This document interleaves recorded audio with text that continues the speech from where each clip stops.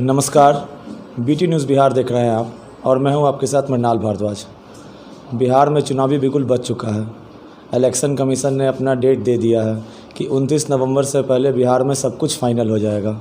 तो चारों तरफ चुनावी माहौल बन चुका है। लोग वोट की बात कर रहे हैं, लोग विकास की बात कर रहे हैं, लोग जातिगत राजनीति की बात कर रहे हैं, विभिन्न लोग विभिन्न मुद्दों पे बात कर रहे हैं, विभिन्न तरीक़ों की बात हो रही है। अलग अलग नुक्कड़, अलग अलग चौराहे पर लोग जुट रहे हैं और चुनाव को लेकर के ही अब बिहार में चारों तरफ चर्चा चल रही है। आइए इसी बीच हम लोग बात करते हैं कुम्हरार विधानसभा से एक निर्दलीय प्रत्याशी हैं अजय वर्मा जी। तो अजय वर्मा जी से हम लोग बात करते हैं और पूछते हैं कि आखिर निर्दलीय क्यों। स्वागत है आपका सर बीटी न्यूज़ बिहार। सबसे पहले तो आपके सभी दर्शकों को नमस्कार और आपको भी बहुत बहुत धन्यवाद आने के लिए। तो सर पहला मेरा सवाल आपसे है सर कि आखिर निर्दलीय क्यों सर? 15 साल यहाँ पर जो सरकार रही नीतीश जी की रही, साथ में बीजेपी, वो कह रहे हैं कि हमने भरपूर विकास किया, हमसे ज़्यादा विकास की बात कोई किया ही नहीं बिहार में। और वो उसकी तुलना कर रहे हैं 15 साल पहले की सरकार से, जो सरकार रही लालू जी की और राबड़ी जी की। तो इस बीच में एक पार्टी दूसरे पार्टी पर आरोप प्रत्यारोप लगा रही है और विकास की बात हो रही है। लगातार नीतीश जी कह रहे हैं कि हमने भरपूर विकास किया है बिहार का, और पटना राजधानी है वहाँ का। आपके यहाँ के विधायक हैं अरुण सिन्हा जी, वो लगातार दावे पे दावे कर रहे हैं कि हमने विकास किया।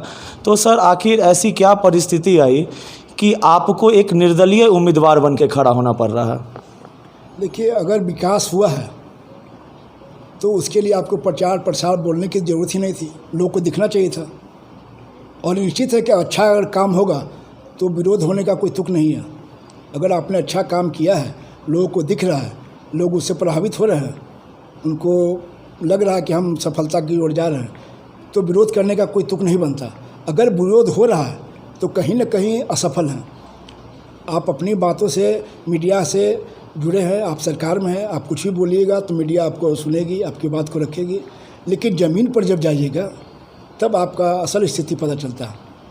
और सरकार हो चाहे यहाँ के वर्तमान विधायक हो, हम अगर बोलते हैं तो आप कह सकते हैं कि भाई आप उम्मीदवार हैं, आप बोलिएगा। आप जनता के बीच में जाइए और पार्टी के छोड़कर 10 आदमी को आप ला दीजिए, स्वतंत्र आदमी को, कि आप बताइए अरुण सिन्हा जी ने क्या किया, चाहे उनका क्या व्यक्तित्व है, उनकी क्या पहचान है।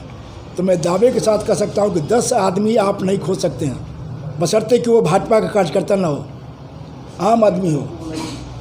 तो इतना जब मैं दावे के साथ कह रहा हूँ तो आप खुद इसका जांच कर सकते हैं। तो 2015 में सर चुनाव हुआ था, बीजेपी लड़ी थी लोजपा के साथ, और उधर महागठबंधन था जिसमें नीतीश जी थे, आरजेडी थी और कांग्रेस थी। अरुण सिन्हा जी लगभग 80,000 से ऊपर वोट लेकर के आए और जो महागठबंधन थे उन्होंने 50,000 वोट लाया।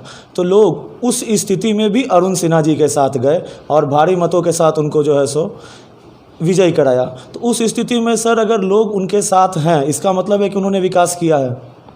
नहीं, ये कोई ज़रूरी नहीं है। वोट का पढ़ने का तरीका सिर्फ विकास ही नहीं हो सकता, क्योंकि भाजपा के कैडर अंधभक्त जिसको बोला जाता है, वो अभी भी आप ऐसे लोग हैं जिनका बरसात जल जमाव में पूरा घर डूबा था, लेकिन आज वो अरुण सिन्हा जिंदाबाद कर रहे हैं।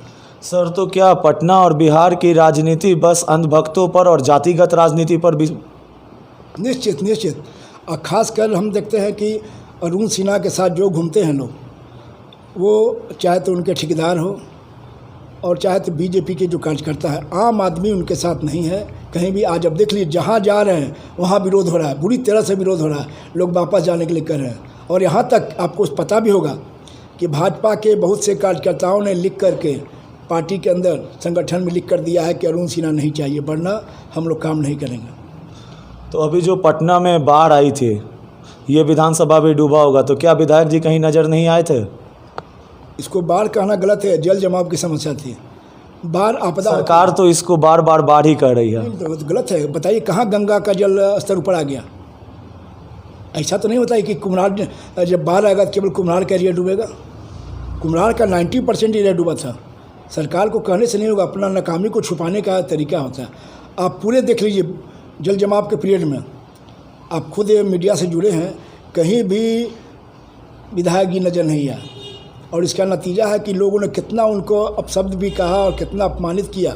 उसके बाद जब जहाँ जहाँ गए उनको अपमान झेलना पड़ा। ये देखने की चीज़ है, बोलने से केवल नहीं होता। मौखिक बोल दिए कि हमने बहुत विकास कर दिया, बहुत काम कर दिया, जनता के बीच में है, तो बोलने से नहीं चलेगा। जनता देख रही है, जनता अंधी नहीं है, पढ़ी लिखी है, सब चीज़ समझती है। और ये इस कोरोना महामारी में सरकार नज़र आई या नहीं नज़र आई? सरकार कहाँ नज़र आई? अगर समाजसेवी संस्था या व्यक्तिगत रूप से जो काम करने वाले लोग थे, अगर नहीं होते तो भूखे मरने वालों की संख्या कोरोना से मरने वाले की संख्या से आज ज़्यादा होती। लेकिन सामाजिक काम करने वाले लोगों ने बढ़ चढ़कर योगदान किया है। और विधायक जी ने क्या किया है, जो सरकार के द्वारा कहीं कहीं पर जो खाना पीने का व्यवस्था किया गया, उसमें से वो उन्होंने कुछ पैकेट उठाकर लोगों के बीच में बांटा। तो ये लाखों करोड़ों रुपया जो पीएम रिलीफ फंड में गया, ये कहाँ खर्च हुआ? ये सब जो फंड आता है इसका कोई ऑडिट होता नहीं है, आपको ही पता है। ये सब सरकार को आगे काम आता है, विधायक जी को काम आएगा, सांसद साहब को काम आएगा। आपको पता है कि रविशंकर जी यहाँ के प्रभारी थे, बिहार के प्रभारी थे कोरोना के समय में, जो राशन जो आया, तो ये भारत सरकार का था। भारत सरकार ने उनको प्रभारी बनाया और जो भी राशन वितरण को दिया तो सभी के लिए दिया, किसी पार्टी विशेष के लिए नहीं दिया था। वो सरकार के मंत्री, देश के मंत्री हैं, किसी पार्टी के मंत्री नहीं हैं। लेकिन उन्होंने क्या किया, अपना बैनर लगाकर उन्होंने राशन वितरण किया। तो क्या कोरोना काल में जो राशन वितरण हुआ सिर्फ भाजपा कार्यकर्ताओं के बीच में ही वितरण हुआ, आम लोगों तक नहीं पहुंचा? इसका कारण बता रहे हैं कि जब उन्होंने वितरण किया तो वो अपने भाजपा के विधायक है, उनके माध्यम से वितरण किया। जो विधायक थे वो मंडल, जो भाजपा का जो मंडल अध्यक्ष होता है, उसको उन्होंने दिया, आम व्यक्ति को नहीं दिया। वितरण करने के लिए जो उनका मंडल अध्यक्ष है उनको दिया, और वो भी इतने कम संख्या में, 50 से 100 पैकेट। आप सोचिए कि एक मंडल में नहीं भी आबादी होगा भाजपा के हिसाब से, चाहे उनका मंडल शायद बड़ा होता है, तो कम से कम 40-50 हज़ार वोटर, आबादी नहीं कर रहे हैं, वोटर है, और उसमें आप अगर 50 या 100 पैकेट का वितरण करते हैं तो कहाँ से संभव है? क्या 50-100 आदमी ही इसमें प्रभावित है? और निश्चित रूप से अगर जब आप मंडल के द्वारा, अपने मंडल के द्वारा बांट रहे हैं, तो वहाँ से लोग जुड़े हुए कौन है? उनके पास कौन जाएगा? राजद का आदमी जाएगा, कोई मुस्लिम जाएगा, कोई भी आम आदमी जाएगा? जो आदमी जहाँ से जुड़ा होता है निश्चित रूप से पहले लाभान्वित वही होता है। यानी आपके क्षेत्र की जो मतलब जातिगत आधार पर सामानों का वितरण हुआ, जो मुस्लिम आबादी है या फिर जो यादव की आबादी है वो वंचित रह गई सुविधाओं से? जाति नहीं कहेंगे, पार्टी बेसिस पे जो भाजपा के लोग थे वो लाभान्वित हुए। लाभान्वित भी उनको भी नहीं कह सकते पूरा, क्योंकि आप सोचिए कि 100 पैकेट में कितना लाभान्वित हो सकते हैं। 100 पैकेट में क्या हुआ, जो मंडल अध्यक्ष थे, जो कार्यकर्ता मेन था, 5 पैकेट तो अपना घर ले गया, आपस में सब बांट लिया, जनता तक वो भी नहीं पहुंच पाया। एक पैकेट को 3 पैकेट बनाया गया, टुकड़ा टुकड़ा किया गया। और केवल जब भाजपा के लोग, उसमें भी जो खास लोग थे, वो लाभान्वित हुए, और विधायक जी का इसमें कोई योगदान नहीं रहा, कहीं से भी योगदान नहीं रहा। और ये जो आपके कैंडिडेट रहे महागठबंधन से, वो कोरोना में और बाढ़ में कहीं नजर आए, या फिर उन्होंने 2015 की हार के बाद फिर अपनी राजनीति इस क्षेत्र से ख़त्म कर ली? नहीं, वो भी नज़र नहीं आया। यानी पक्ष और विपक्ष कोई नहीं दिखा? कोई नहीं दिखा। केवल सामाजिक संस्था से जुड़े लोग और आम व्यक्ति जो रोड पर जिनका संगठन है, उन लोगों ने काम किया, अपना पॉकेट से पैसा लगा के किया, आपस में मिलजुल कर हम लोगों ने जो किया, हम लोग ने अपना, क्योंकि हम लोग कोई विधायक नहीं थे, हम लोग के पास कोई फंड नहीं था, कोई सरकारी सुविधा नहीं था, लेकिन हम लोगों ने अपने दोस्तों संगठन के द्वारा जमा करके वार्ड बाय वार्ड जहाँ भी लोग जो प्रभावित थे उनको घर घर पहुँचाने का काम किया। हम लोग ज़मीन स्तर पे काम किए, वो लोग केवल फ़ोटो खिंचवाने के लिए फ़ोटो खिंचाया, 2 पैकेट दिए, फ़ोटो खिंचाए, विधायक जी रवाना। तो पूरी तरह से इस बार हम कह सकते हैं कि जल जमाव में और कोरोना काल में विधायक जी पूरी तरह से फेल हुए हैं। इनका जनता में इतना आक्रोश है कि पता नहीं लोग अपने आप को कैसे कंट्रोल किए हैं। जनता कंट्रोल करके उनको अभी विधायक जी बोल रही है, ये बहुत बड़े तो जनता जो है वो पक्ष और विपक्ष दोनों से आक्रोशित है। हाँ, कोई किसी ने भी बढ़ चढ़ कर, सरकार के द्वारा भी हो, चाहे विधायक की द्वारा हो, चाहे और भी जो हमारे विधायक रहे पहले के, जो पूर्व विधायक थे, किन्हीं ने भी उतना बढ़ चढ़ के योगदान नहीं किया। तो आप कितने दिन से हैं राजनीति में? देखिए, चूँकि 2002 से हमारी भाभी चुनाव लड़ती आ रही है वार्ड पार्षद का, और 2007 से अभी तक लगातार पार्षद के चुनाव जीत रही है। और अपने वार्ड के अलावा भी हम लोग कितने वार्डों में अपने उम्मीदवार अपने संपर्क के लोगों को खड़ा करते हैं और कई कैंडिडेट हैं जो हम लोग के समर्थन से, हम लोग के सहयोग से अभी वार्ड पार्षद। इतने दिन में कभी ये विचार नहीं आया कि किसी राजनीतिक पार्टी से जुड़े? देखिए, केवल पार्टी के नाम पर चलना हम उचित नहीं समझते हैं। हम लोग अपना व्यक्तित्व, अपना विकास करना चाहते हैं कि अपने बल पर हो, अपना कार्य क्षमता को जनता को दिखाना, हमारे अंदर क्या क्षमता है, मेरा क्या व्यक्तित्व है, हम उस आधार पर लोग पास जाना चाहते हैं। मेरी पहचान पार्टी ना होके मेरा स्वतंत्र पहचान हो, अपना का पहचान हो। तो जितने लोग पार्टी के साथ जुड़े हुए हैं, क्या उनकी अपनी कोई छवि नहीं होती है, उनका कोई अपना पहचान नहीं होता है? देखिए, जब पार्टी में आप चले जाते हैं तो पार्टी के हिसाब से ही चलना होता है।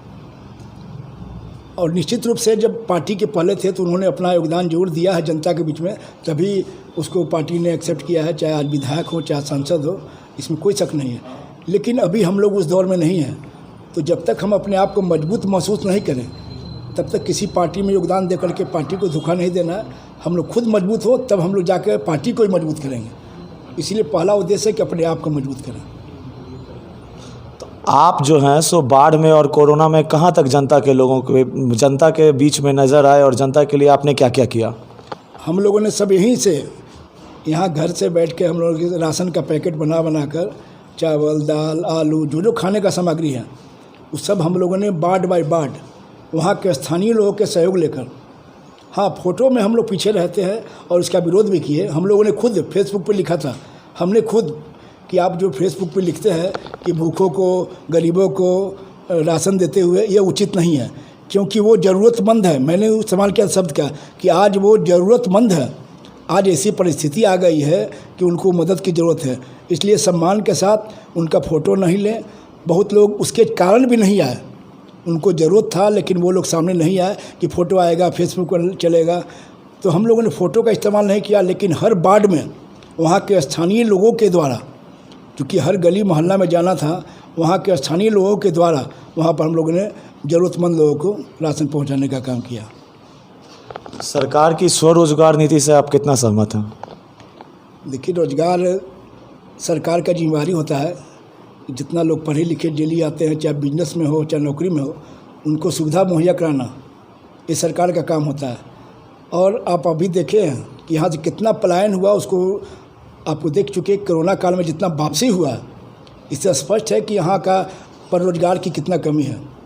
चाहे वो छोटे स्तर पे हो, एजुकेशन में भी देखते हैं आप, यहाँ के बच्चे लोग बाहर जाकर पढ़ते हैं, रोजगार भी यहाँ नहीं है। चाहे एक मजदूर हो चाहे नौकरी वाला हो, सभी को दिक्कत है यहाँ पर। स्वरोजगार कहाँ है, क्या रोजगार किया जाए?